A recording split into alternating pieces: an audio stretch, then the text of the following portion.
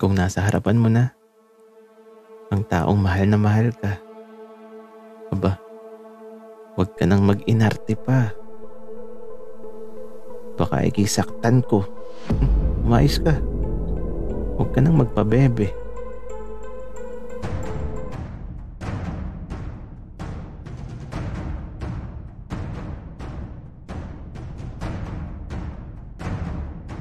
Kaibigan, huwag mong kalimutan mag-subscribe sa aming channel at huwag din kalimutan i-click ang notification bell at subscribe button. Subscribe na!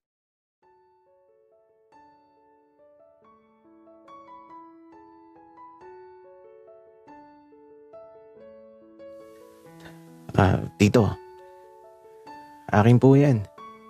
Naiwan ko ata nung natulog ako dito. Naku, pasensya na po.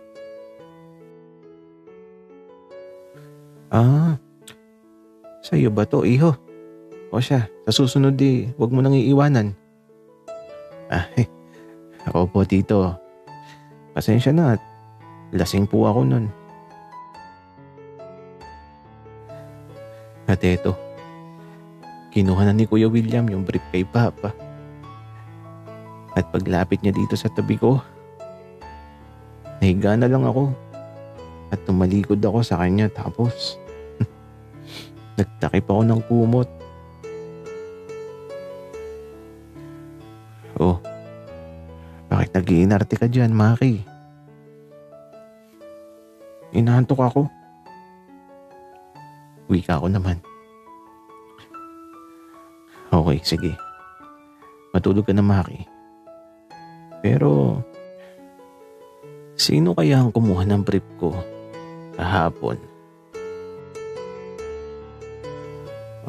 Aba, ewan ko. Hindi ko alam. Wika ko ulit. Okay. Pero Maki, bakit nasa ilalim ng unan mo yung brief ko na nawawala kahapon? At eto, sasagot sana ulit ako na hindi ko alam. Kaya lang, may humila ng kumot ko tapos eto, niyakap ako bigla ni Kuya William. Ano ba? Wika ko habang ito, kumakalas ako sa yakap ni Kuya William.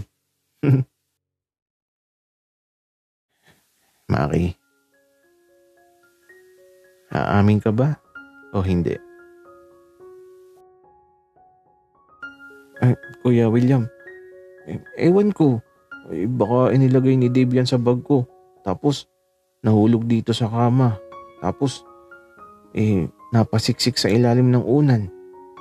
Baka ganun. Maki, ang galing mo. Okay, sige. Hindi na ikaw. Sabi ko sa iyo hindi ako, Kuya William. Akin na lang yan. May bago ka na naman. Sinungaling. Pero okay lang, Maki. Ang cute mo. Ilak mo nga yung pinto ng kwarto mo. Dali.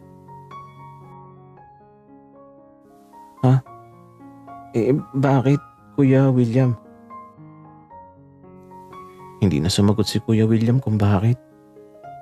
Sa halip, nakangiti lang siya na nakatitig sa mga mata ko. Pero, anong gagawin ko? Ilalak ko ba?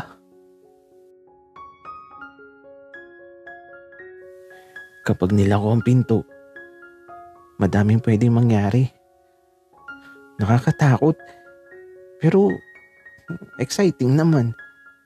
Pero baka mamaya niloloko lang ako ni Kuya William. Bahala siya. Hindi ko gagawin ang utos niya na ilak yung pinto. Kung gusto niya, siya na lang yung mag-lock. Okay. Ilak mo na. Ayoko, Kuya William. Baka kung anong gawin mo.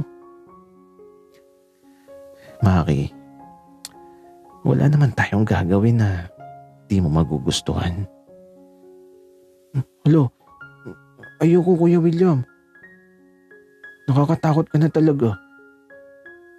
Bakit ka naman matatakot, Maki? Kinuha mo nga yung brief ko. Di ka naman natakot Ano ba yan Kuya William? Sige na nga, kilala ko na. Pero kapag may ginawa ka sisigaw talaga ako. Bakit Maki? Gusto mo lang ata na may gawin ako sa iyo Ay naku, ewan ko sa iyo Kuya William.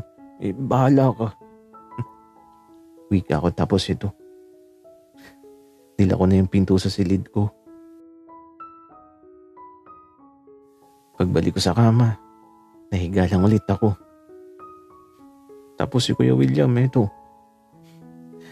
sinusundot ng daliri niya yung bewang ko. Nakikiliti tuloy ako. Ano ba? Nakikiliti kaya ako? Itigil mo nga yan, Kuya William. Ang arte naman. Sige, bahala ka. Susumbong kita sa papa mo na ikaw ang kumuha ng brief ko sa bahay na nawawala kahapon. Seryoso ba, Kuya William? Isusumbong mo ako? Siyempre. Oo. Pero kung ikikiss mo ako sa labi ko, hindi na kita isusumbong. Kaya, ikiss mo na ako. Teka lang, Kuya William. Ano to, pananakot? Hindi, Maki. Ano ka ba? Dali na. Para namang di pa natin nagawa yun Dali na Huwag ka na mahiya. Sayang ang oras. Naman Sige na nga. Wika ako naman. Ayan. Ganyan dapat, Maki. Hindi ka na dapat magdalawang isip. Kasi nga, di ba, sabi ko sa'yo, wala akong gagawin sa'yo na di mo magugustuhan. Kuya William, kiss sa labi lang ba? Bakit, Maki? Ano bang gusto mo? May iba ka pa bang gustong gawin bukod sa kiss sa labi ko? Oo, Kuya William. Pero natatakot ako. Bakit, Maki? Ano ba yun? Kuya William, pwede ko bang mahawakan? Wika ako. Tapos, itinuro ko yung pagitan ng hita ni Kuya William.